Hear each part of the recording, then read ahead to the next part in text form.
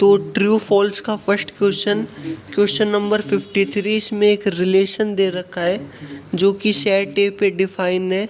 Set ए के elements हैं 1 2 3 और इसमें कह रखा है कि जो रिलेशन है सिमेट्रिक है, ट्रांजिटिव है, लेकिन रिफ्लेक्सिव नहीं है। तो इसी चीज़ को अपन को चेक करना है। अब यहाँ पे जो मेन रिलेशन है वो अपन ने नोट कर लिया है। अब किसी रिलेशन को सिमेट्रिक होने के लिए कंडीशन फॉलो करनी पड़ती है कि अगर एक एलिमेंट दूसरे एलिमेंट से रिलेटेड है तो इसका मतलब है कि दूसरा एलिमेंट भी पहले एलिमेंट से रिलेटेड होगा। अब यहाँ पे जैसे 3 1 से रिलेटेड है और 1 3 से रिलेटेड है, यानी कि पहला एलिमेंट दूसरा एलिमेंट से और दूसरा एलिमेंट पहले एलिमेंट से कनेक्टेड है। तो इसका मतलब है कि जो रिलेशन है ये सिमेट्रिक है। अब यहाँ पे ट्रांजिटिव होने के लिए कंडीशन है अगर पहला एलिमेंट दूसरे एलिमेंट से कनेक्टेड है और दूसरा एलिमेंट तीसरे एलिमेंट से कनेक्ट है, तो यानी कि पहला एलिमेंट भी तीसरे एलिमेंट से कनेक्ट होगा। अब जैसे यहाँ पे 3 1 से कनेक्ट है और 1 3 से कनेक्ट है, तो यानी कि 3 को 3 से भी कनेक्ट होना चाहिए, तो वो तो यहाँ पे है। लेकिन 1 3 से कनेक्ट है और 3 1 से कनेक्ट है, तो 1 1 भी होना चाहिए, जो कि यहाँ पे नहीं है। तो इसलिए ये रिलेशन ट्रांजिटिव नहीं होगा। लेकिन कब यहाँ पे क्वेश्चन में दे रखा है कि रिलेशन सिमेट्रिक भी है और ट्रांजिटिव भी है, तो यहाँ पे अपन ने चेक किया तो ये ट्रांजिटिव नहीं था, तो इसका मतलब ये स्टेटमेंट फॉल्स है। तो इसका फाइनल आंसर हो जाएगा फॉल्स।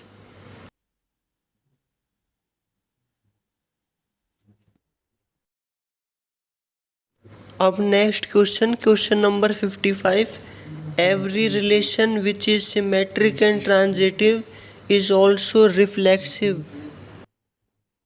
अब यहाँ पे क्वेश्चन का मतलब है कि अगर कोई भी रिलेशन सिमेट्रिक और ट्रांजिटिव है तो वो रिफ्लेक्सिव भी होएगा ही।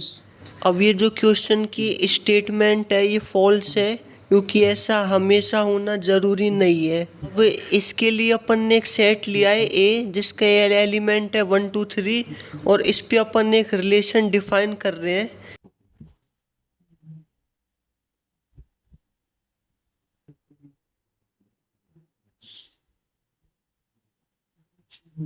अब ये जो रिलेशन है ये सिमेट्रिक तो है क्योंकि इसमें 1 2 भी है और 2 1 भी है। अब इस रिलेशन को ट्रांजिटिव बनाने के लिए अपन को 2 2 भी इसमें ऐड करना पड़ेगा। अब ये पूरा एक ऐसा रिलेशन बन चुका है जो कि सिर्फ सिमेट्रिक और ट्रांजिटिव है, लेकिन ये रिफ्लेक्सिव नहीं है। तो अपन ने यहाँ पे ये चीज़ प्रूव कर दी है कि जो रिलेशन सिमेट्रिक और ट्रांजिटिव होता है वो ज़रूरी नहीं है कि रिफ्लेक्सिव भी हो। तो अपन ने लिखा है कि so R is a relation which is symmetric and transitive but not reflexive. तो यानी कि इस क्वेश्चन का जो फाइनल आंसर है वो है फॉल्स।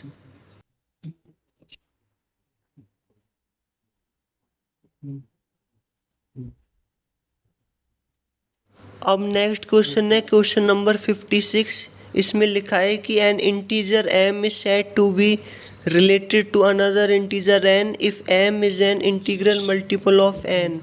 यानी कि यहाँ पे m और n कोई भी दो अलग इंटीजर्स हैं और यहाँ पे m n से जब भी रिलेटेड होगा जब m इंटीग्रल मल्टीपल होगा n का। यानी कि m अगर n की टेबल में आता है तो ही वो n से कनेक्ट होएगा। अब यहाँ पे नेक्स्ट लिखा है कि this relation in Z is reflexive symmetric and transitive. यानी कि ये रिलेशन जो है वो रिफ्लेक्सिव भी है, सिमेट्रिक भी और ट्रांजिटिव भी है। तो अब यहाँ पे अपन को इसको चेक करना है। तो फर्स्ट अपन रिफ्लेक्सिव के लिए चेक करेंगे। अब यहाँ पे मान लो कोई भी इंटीजर है m, तो अपने आप से रिलेटेड होएगा। अब यहाँ पे देखो कि कोई भी इंटीजर अपने आप की टेबल में तो आता ही है, तो यानी कि हर इंटीजर अपने आप का इंटीग्रल मल्टीपल होता है। अब यहाँ पे यही चीज़ लिखी है कि कोई भी m अपने आप से रिलेटेड होएगा, because every integer is integral multiple of itself. तो अब यानी कि आर रिफ्लेक्सिव है। तो अब अपन इस रिलेशन को सिमेट्रिक के लिए चेक करेंगे।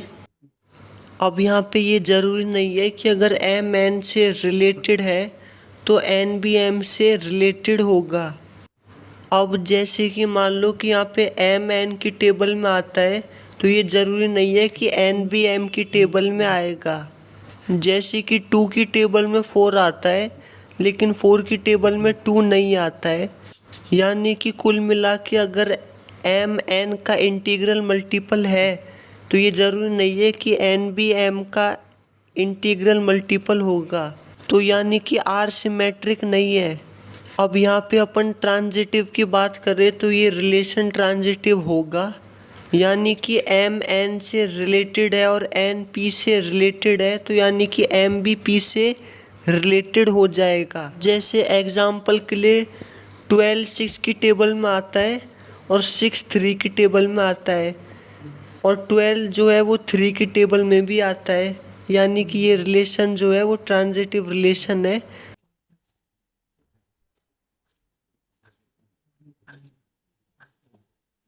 अब यहाँ पे ये जो रिलेशन है ये बस सिमेट्रिक नहीं है। अब यहाँ पे क्वेश्चन में जो स्टेटमेंट है उसमें इस रिलेशन को सिमेट्रिक बता रखा है जो कि एक फॉल्स स्टेटमेंट हो जाएगी। क्वेश्चन नंबर 57 में 2 सेट दे रखे हैं। तो सेट ए जिसके एलिमेंट है 0 और 1 और एक नेचुरल नंबर्स का सेट जिसमें 1 2 3 4 एक्सेट्रा आ जाते हैं। अब यहाँ पे एक फंक्शन है जो कि नेचुरल नंबर्स और ए सेट तक है। अब यहाँ पे 2 कंडीशन है। अगर 2n-1 वाले नंबर तो 0 से कनेक्ट होंगे और 2n वाले नंबर्स जो है वो 1 से कनेक्ट होंगे। और यहाँ पे जो स्मॉल n है वो कोई भी एक नेचुरल नंबर है। और क्वेश्चन में दे रखा है कि फंक्शन जो है वो एक ऑन टू फंक्शन है। अब यहाँ पे कोई भी फंक्शन ऑन टू जब होता है जब दूसरे सेट के सारे एलिमेंट किसी न किसी एलिमेंट से कनेक्टेड हो। यानी कि यहाँ पे सेट ए के सारे एलिमेंट किसी न किसी एलिमेंट से कनेक्टेड होने चाहिए। अब यहाँ पे अपन 2n-1 का मतलब समझ लेते हैं। तो n की जगह यहाँ पे अगर 1 पुट करेंगे तो 1 आएगा, अगर 2 पुट करेंगे तो 3 आएगा, अगर 3 पुट करेंगे तो 5 आएगा। यानी कि इसमें नेचुरल नंबर्स पुट करने पर ये पूरा जो फंक्शन है ये ऑड नंबर्स देता है। तो यानी कि 2n-1 का मतलब है ऑड नंबर्स। और ऐसे ही अगर 2n में 1 2 3 4n की जगह पुट करेंगे तो इवन नंबर्स आते हैं। तो यानी कि 2n का मतलब है इवन नंबर्स। तो अब अपन इन दोनों कंडीशन में देखें तो ऑड नंबर्स तो 0 से कनेक्ट होंगे और इवन नंबर्स जो है वो 1 से कनेक्ट होंगे। अब यहाँ पे इसका मतलब ये है कि 0 और 1 किसी न किसी नंबर से कनेक्ट रहेंगे। यानी कि सेट ए के सारे एलिमेंट्स किसी न किसी नेचुरल नंबर से कनेक्ट हो जाएंगे। अब यहाँ पे जो सेट ए है वो इस फंक्शन की रेंज हो जाएगा। अब यहाँ पे सेट ए जो है वो कोडोमेन का काम कर रहा है। So codomain is range of function F. तो यहाँ पे क्वेश्चन की स्टेटमेंट सही है कि ये एक ऑन टू फंक्शन है। तो इस क्वेश्चन का फाइनल आंसर है ट्रू। क्वेश्चन नंबर 58 इसमें एक रिलेशन दे रखा है सेट ए के ऊपर। सेट ए के एलिमेंट है 1 2 3 और रिलेशन है कुछ ऐसे। अब यहाँ पे कह रखा है कि रिलेशन जो है वो रिफ्लेक्सिव है, सिमेट्रिक है और ट्रांजिटिव है। तो इसको अपन को चेक करना है। अब यहाँ पे जो मेन रिलेशन है वो है ये। अब यहाँ पे 1 1 है, 3 3 है लेकिन 2 2 नहीं है। तो इसलिए ये एक रिफ्लेक्सिव रिलेशन नहीं होगा, क्योंकि रिफ्लेक्सिव रिलेशन होने के लिए सेट ए का हर एलिमेंट अपने आप से रिलेटेड होना चाहिए।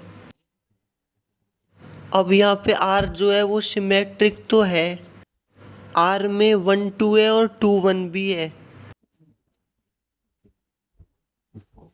अब यहाँ पे आर जो है वो ट्रांजिटिव नहीं है, क्योंकि यहाँ पे 2 1 से कनेक्टेड है और 1 2 से कनेक्टेड है, लेकिन 2 2 से कनेक्टेड नहीं है, तो इसलिए ये एक ट्रांजिटिव रिलेशन नहीं होगा।